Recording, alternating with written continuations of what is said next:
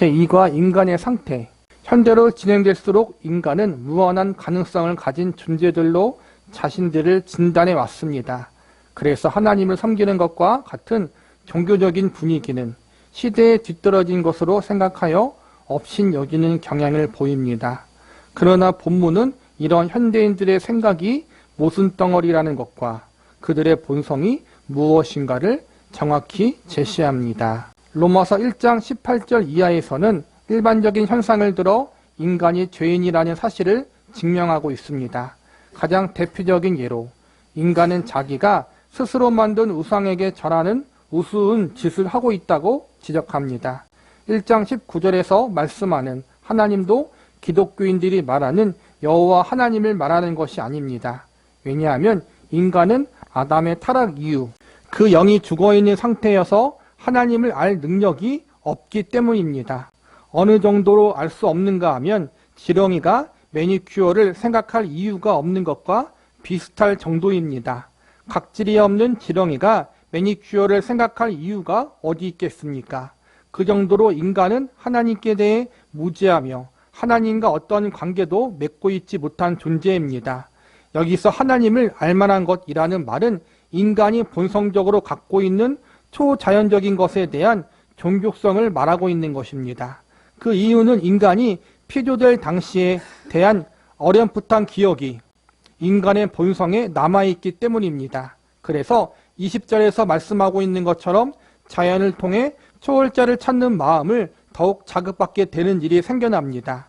왜냐하면 자연과 인간은 모두 한 창조주에게 피조된 형제이기 때문에 자연을 보면 창조주에 대한 어렴풋한 향수를 느끼게 되기 때문입니다. 이들이 자극받은 하나님의 존재는 여호와 하나님이 아닌 조물주를 가리키는 것입니다. 인간은 아담과 하와의 타락 이후부터 죄인이기 때문에 스스로 하나님에 대해서 알 수 없어요. 그런데 일반 은총, 자연 은총에 의해서 피조물인 우리가 창조주가 있구나, 우리를 창조하신 어떤 신이 있구나라는 그러한 느낌 정도는 알 수 있어요. 초자연적인 것에 대한 갈급함이 있잖아요. 그래서 전 세계에 보면은 오래전부터 종교가 다 있었잖아요. 그게 본성이라는 거예요.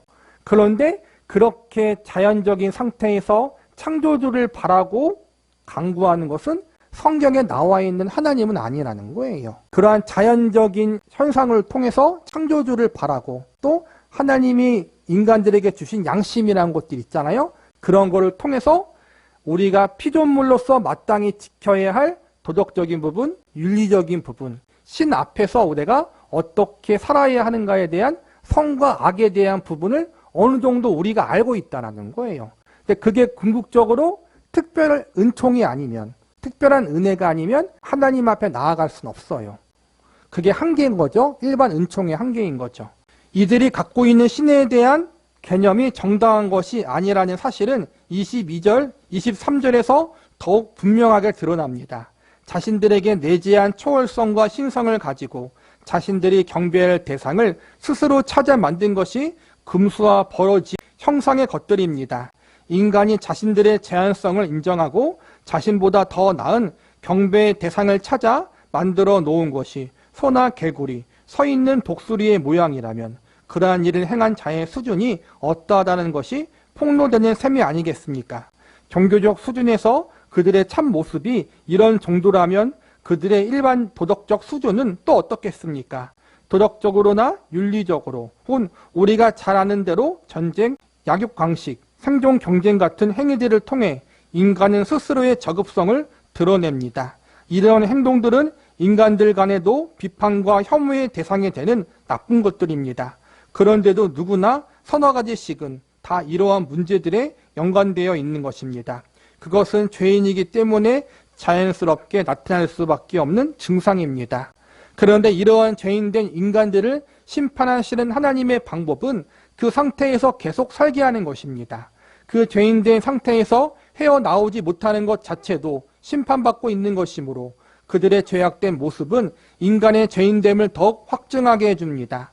성경의 가르침은 사람이 죄에 빠졌을 때 하나님께서 어떤 한계를 두어 제재하신다는 것입니다. 그러나 바울에 따르면 어떤 극악한 때가 이르면 하나님께서 죄를 억제하시는 일을 그만두시고 인간이 제 마음대로 행하게 하시는데 이것이 바로 가장 큰 심판이라는 것입니다. 성경이 말씀하고자 하는 것은 인간이 이렇게 행동하는 것을 보고 자신이 죄인이라는 사실을 스스로 깨달으라는 것입니다. 저런 죄를 행하는구나가 아니라 우리 인간이 저러한 죄를 짓는 수준에 있구나 하고 알라는 것입니다. 이것을 깨닫지 못하는 사람은 마치 폐결핵에 걸리면 기침이 나고 나중에는 미열이 나며 투베르쿨린 양성 반응이 나타난다는 정도의 표면적인 사실만 알고 있는 사람과 같습니다. 실제로 자기 폐가 썩고 있는데 기침약을 먹고 있든지 투베르쿨린 반응 검사를 한다는 식으로 어떤 미봉책을 구하는 수준에서 그친다면 무덤에 회칠하는 경우와 다를 바가 없는 것입니다. 폐렴에 걸려서 폐결핵에 걸려서 죽게 생겼는데 기침약을 먹으면 안 되죠. 폐결핵에 맞는 항생제 약을 먹어야겠죠. 그런데 감기약을 먹든지 계속 폐결핵 양성 반응만 나오는지 안 나오는지 그 자가검사만 하고 있다면 그건 문제가 되는 거잖아요. 우리의 죄도 마찬가지라는 거예요. 우리가 죄인이고 계속해서 죄를 짓고 있는데 대부분은 내가 죄인인 것도 모르고 내가 죄를 짓고 있는 것도 몰라요. 특수한 경우 죄인인 걸 깨닫고 양심의 가책을 느끼면 이제 하나님을 찾아야 되는데 본성상 하나님을 찾을 수 없다라는 거예요. 이게 우리 인간들의 운명이라는 거예요. 불행한 운명. 죄도 깨닫지 못하고 양심의 가책을 느껴서 죄에 대해서 조금 알게 됐는데 그럼에도 불구하고 죄인이기 때문에 도저히 하나님을 찾을 수 없는 상태, 즉 절망적인 상태가 자연 상태의 우리 인간의 모습이라는 거예요. 약도를 가진 맹인과 약도를 안 가진 맹인, 우리가 가져야 할 문제의 초점은 왜 이러한 현상이 나타났는가 하는 것입니다. 성경은 이것을 죄 때문이라고 지적하고 있습니다. 그리고 이런 일을 하는 이유는 인간이 본성적으로 죄를 좋아하는 죄인이기 때문입니다. 무엇을 좋아한다는 것은 성향을 말하는 것이기 때문에 이유가 없습니다. 본성적으로, 생리적으로 무조건 좋아하는 것입니다. 이런 인간에게 남은 것은 절대 절망의 상황과 무지의 삶밖에 없습니다. 왜 우리가 죄를 지으며 살까요? 죄인이기 때문에 그렇다는 거예요. 이유가 없어요. 본능적으로 죄를 짓는 게 우리의 성향이라는 거예요. 그래서 앞에 배웠던 것처럼 우리에게는 희망이 없다. 절망적인 상태라는 거예요. 죄인이면서도 죄인인 걸 모르고 죄인이면서 하나님을 찾을 수 없는 상태이기 때문에 바울은 이방인의 죄인됨을 지적한 후 유대인에게로 시선을 돌리면서 그들 역시 하나님의 진노 아래에 있는 죄인이라고 선언합니다. 유대인들이 가지고 있었던 율법의 위치를 밝힘으로써 그들도 죄인이며 복음이 필요한 사람임을 제시하고자 하는 것입니다. 그러면 율법으로는 죄를 깨닫는다는 것은 무슨 뜻입니까? 율법의 행위를 지키는 자가 없다는 말은 무슨 뜻입니까? 구약은 분명히 율법을 제시하고 이것을 지키는 자는 구원을 얻는다고 약속하고 있는데 실제로 율법을 지키는 자가 없다는 것은 무슨 뜻입니까? 다음과 같은 예를 생각해 봅시다. 어떤 맹인에게 광화문에서 강남 고속터미널로 가는 약도를 그려주었습니다. 광화문을 지나고 시청을 거쳐 소공동으로 가는 길, 또 사무터널을 지나 반포대교를 통과하는 길, 이렇게 상세한 약도를 그려서 건네주었습니다. 그러나 이 약도가 맹인에게 도움이 되겠습니까? 아무런 도움도 주질 못합니다. 하기야 종이를 지팡이처럼 돌돌 말아 짚고 다닌다면 이것마저 없는 사람보다 낫겠습니다만 50보 100보입니다. 율법은 약도와 같습니다. 그러면 율법을 바꿔서도 율법을 지킨 자가 없다는 것은 무엇을 의미합니까? 눈을 뜬 사람이 유용하게 사용할 수 있는 것이 약도인데 맹인들이 이 약도를 받았기 때문에 사용할 수 없다는 뜻입니다. 그래서 유대인들은 율법이 주어지자 그것을 단지 지팡이로 쓰는 바람에 오히려 다른 사람들이 저들은 장님이구나 하고 알게 되었다는 것입니다. 하나님을 알지 못하는 자연인인 상태인 인간들은 모두 다 죄인이고 자기가 죄인인 것도 모르고 양심의 가책을 느끼지만 하나님을 찾을 수 없다는 거예요. 성경에 나와 있는 그 하나님을 찾을 수 없다는 거예요. 그게 일반 은총의 한계예요. 그런데 조금 더 특별한 은혜를 받은 이스라엘 백성들은 하나님에 대해서 알고 율법을 받았어요. 그러므로 죄가 무엇이며 하나님의 뜻이 무엇이고 어떻게 해야 하나님 앞에 나아갈 수 있는지를 율법을 통해 배웠어요. 그런데 문제는 뭐냐면은 그 율법을 받고도 그 율법대로 살지 못하는 이스라엘 백성들의 모습을 발견하게 되었다라는 거예요. 이것을 통해 무엇을 배우냐 하면은 이스라엘 백성들 역시도 죄인이었다라는 거예요. 하나님의 말씀인 율법을 갖고 있지만 그 율법대로 살지 못하는 죄인, 맹인과도 같은 상태에 있었다라는 거예요. 죄가 무엇인지 알 수 있는 기회가 있어요. 하나님이 누구인지 알 수 있는 그러한 방법은 받았지만 그것을 사용하지 못하는 죄인이었다라는 거예요. 율법의 기능이 뭐냐면은 죄를 깨닫는 거예요. 자연인의 상태에서는 그걸 깨닫지 못하잖아요. 그런데 율법을 갖고 있는 이스라엘 백성들은 내가 죄인이구나.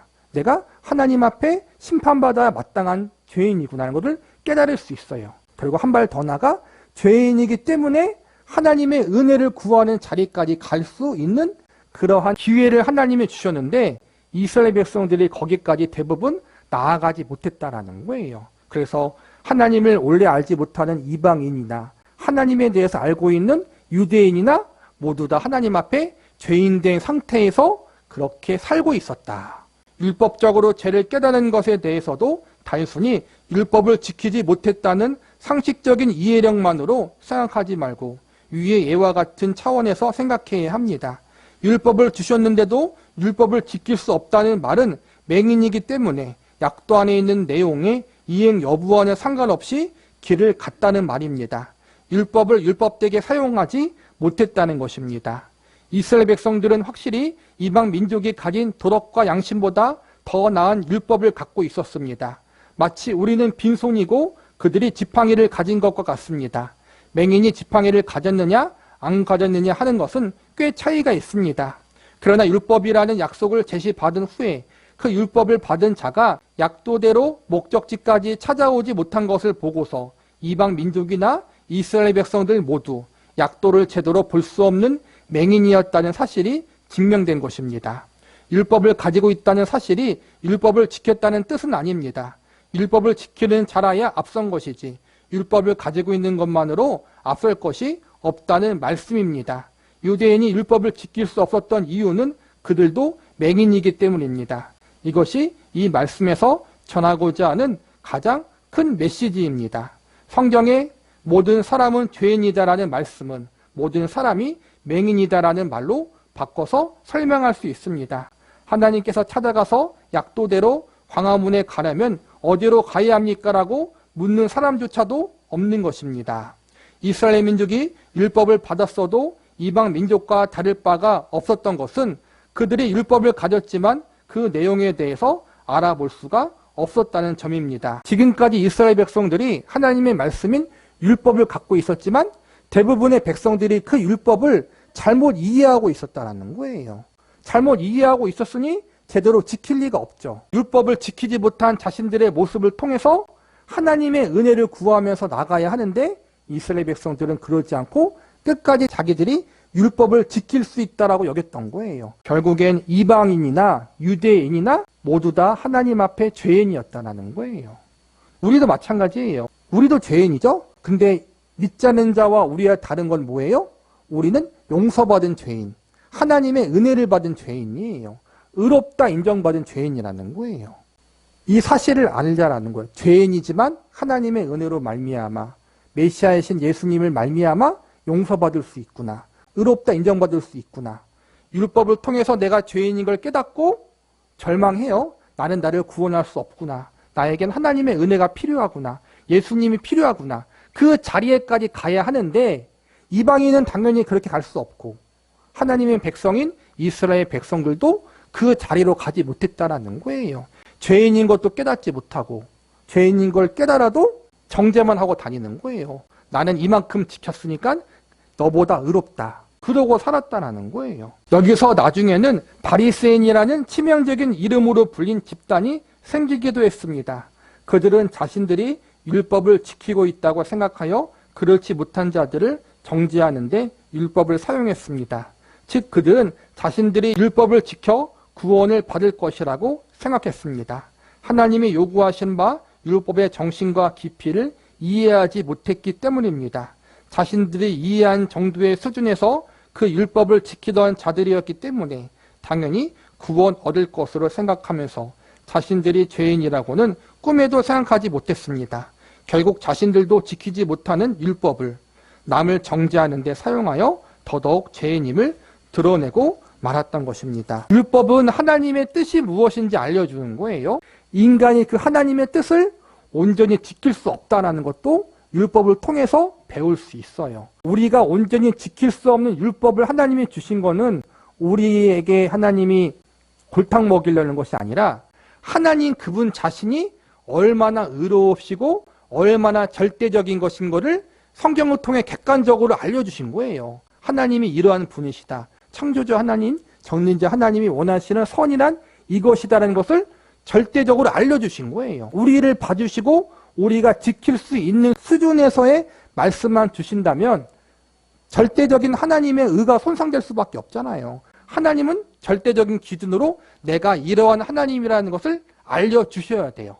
우리는 그것을 보고 깨닫고 내가 이 절대적인 하나님의 의에 이룰 수 없구나라는 것을 깨닫고 하나님의 은혜를 의지하는 삶을 살아가는 거란 말이에요. 근데 이스라엘 백성들은 하나님의 절대적 의가 아니라 자신들이 정해놓은 기준의 의를 지키는 것이 맞다고 생각하는 거예요. 하나님의 의는 100인데 자기들은 0.1을 지켜놓고 나는 의롭다. 그리고 그렇게 지키지 못하는 사람들을 정죄하며 살았던 것이 이스라엘 백성들의 모습이었다라는 거예요. 결국 그들은 죄인이었다라는 것을 계속 보여주고 있는 거예요. 구약 성경의 역사가 보면은 이스라엘 백성들을 포함하여 모든 인간이 죄인이었음을 우리에게 보여주고 믿음의 영웅들 아브라함, 이삭, 야곱, 다윗도 보면은 하나님의 절대적인 의의 기준에 이르지 못하고 여러 번 다 실수를 한 것을 우리가 볼 수 있잖아요. 그러므로 하나님이 원하시는 것은 그 절대적 하나님의 의를 보고 우리가 그 의에 이를 수 없기 때문에 하나님의 은혜를 의지하게 되고 결국엔 하나님이 예비하신 메시아 예수님의 의를 받아들이는 자리에까지 가도록 이끄신다라는 거예요. 그게 율법의 기능이에요. 나는 죄인이기 때문에 하나님의 은혜가 필요하다. 나는 하나님의 말씀을 온전히 지킬 수 없기 때문에 예수님의 공로가 필요하다. 이것을 알려주는 게 율법의 기능인데 이스라엘 백성들은 거기까지 가지 못하고 자꾸만 딴짓만 했다는 거예요. 근데 이게 이스라엘의 모습만 아니라 우리의 모습도 그렇다는 거예요. 모든 인간의 모습이 그러한 모습이 있다는 거예요. 우리도 조심해야 돼요. 우리는 물론 예수님을 믿고 그분의 공로를 의지하며 살아가지만 우리도 수시로 넘어질 때가 있잖아요. 나의 작은 공로, 나의 작은 경험, 나의 작은 지식 그것을 내세우면서 내가 다른 사람들보다 우월한 것처럼 생각하는 사람들이 많이 있잖아요. 작은 그 신비한 체험 하나, 성경에 대한 지식을 조금 더 많이 안다고 해서 우쭐한 사람들이 있잖아요. 그런 사람은 바리새인과 똑같은 사람이에요.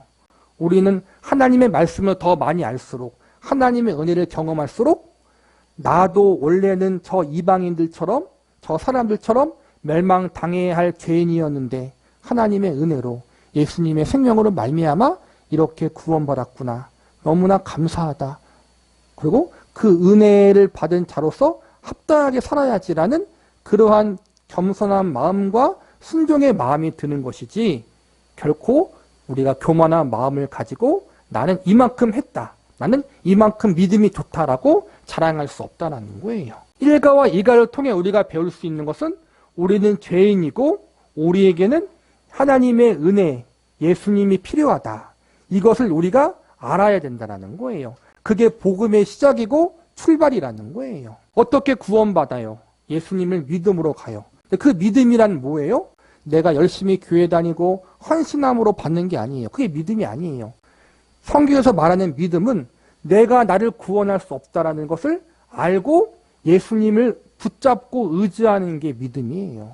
내가 가진 믿음으로 내가 나를 구원할 수 없다는 걸 알아야 돼요. 저와 여러분이 갖고 있는 믿음, 우리가 만들어낸 믿음으로는 우리를 구원하는 것이 아니라 내가 나를 구원할 수 없고 나는 죄인이기 때문에 나는 하나님의 형벌을 받아서 죽어야 되는 그러한 죄인이다. 그렇기 때문에 예수님의 십자가의 공로를 의지할 수밖에 없다. 나를 포기하고 내려놓고 예수님의 십자가의 대속의 은혜를 의지하는 것.